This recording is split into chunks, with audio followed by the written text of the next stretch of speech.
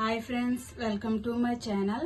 ఈరోజు నేను పూరి చేస్తున్నాను. దాంట్లోకి కర్రీ కూడా చేస్తున్నాను. నేను ఒక కప్పు గోధుమ పిండి తీసుకున్నాను. పూరికి కావాల్సినవన్నీ సన్న సన్నగా కట్ చేసుకున్నాను. ఆలుగడ్డలు ఉడకబెట్టుకున్నాను.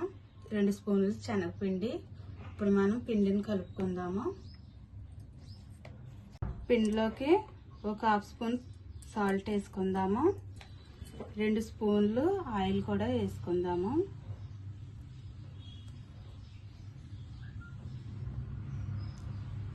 ఇప్పుడు మనం ఇలా కలుపుకోవాలి. సాల్ట్ ఆయిల్ పిండిలో కలుపుకోవాలి. ఇప్పుడు పిండిలో మనం కొన్ని నీళ్ళు వేసి కలుపుకోవాలి.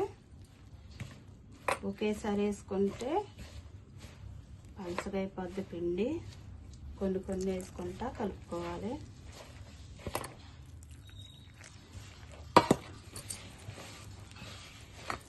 పిండి ఈ విధంగా కలుపుకొని నానబెట్టుకోవాలి. ఒక 15 మినిట్స్ పక్కన పెట్టుకుందాము.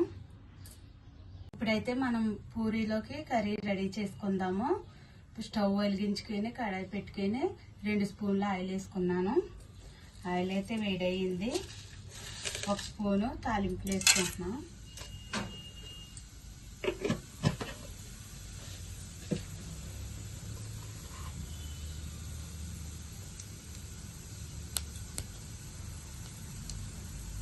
పచ్చిమిర్చి కట్ చేసుకున్నాను.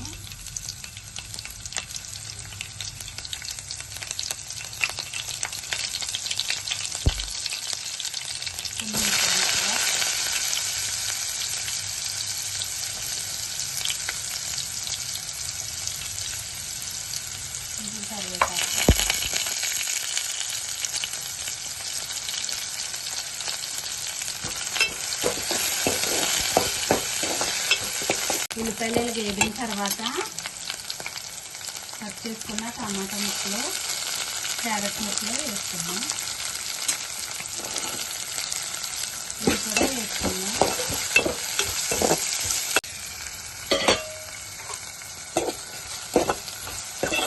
క్యారెట్ టమాటా ముక్కలు కూడా ఇలాగా వేగిన తర్వాత 1 స్పూను అల్లం వెల్లుల్లి పేస్ట్ వేసుకున్నాం. ఇది కూడా వేసుకొని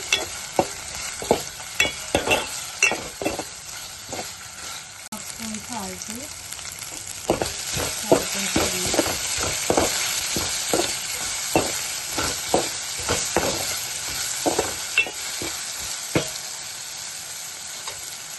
ఇప్పుడు మనం ఉడికించుకున్న ఆలుగడ్డ ముక్కలు సన్నగా కట్ చేసుకుని వేసుకుందాం.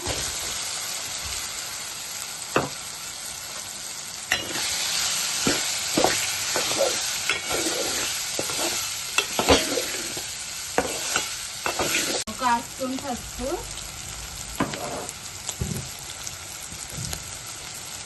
1 స్పూన్ కారం వేసుకుంటున్నాం.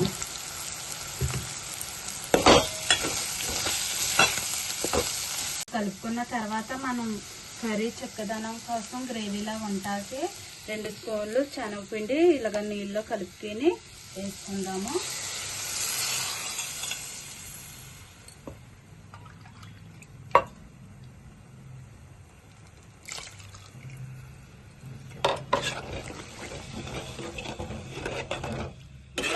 మనం ఇది ఉడికించుకుందాము. స్టవ్ మీడియం ఫ్లేమ్లో పెట్టుకుని ఉడికించుకోవాలి, లేకపోతే అడుగు పట్టేద్ది. కర్రీ అయితే ఇలా చెక్కబడిన తర్వాత 1/2 స్పూను కొద్దిగా మసాలా వేసుకుంటే టేస్ట్ బాగుంటుంది. ఆప్షనల్ ఇది, మీకు ఇష్టమైతే వేసుకోవచ్చు, లేకపోతే స్కిప్ చేసేయండి. కొంచెం కొత్తిమీర కూడా వేసుకుందాం. వేసుకొని కలుపుకుందాం.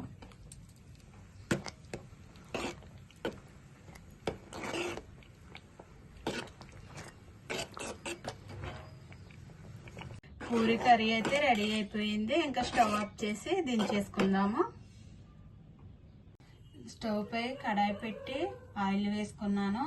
ఆయిల్ వేడయ్యే లోపల మనం పూరి రెడీ చేసుకుందాము. పిండి చక్కగా నానింది. ఇలాగా పిండి తీసుకొని పూరి చేసుకుందాం. మనం దీనికి పిండి అద్దుకుని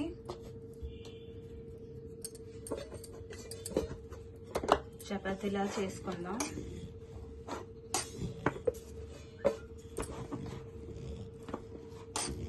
మరి పల్చగా కాకుండా మరి లావుగా కాకుండా ఇలా చేసుకోవాలి మీడియంగా. ఇప్పుడు మనం ఆయిల్లో వేసుకుందాము. ఆయిల్ అయితే వేడైంది.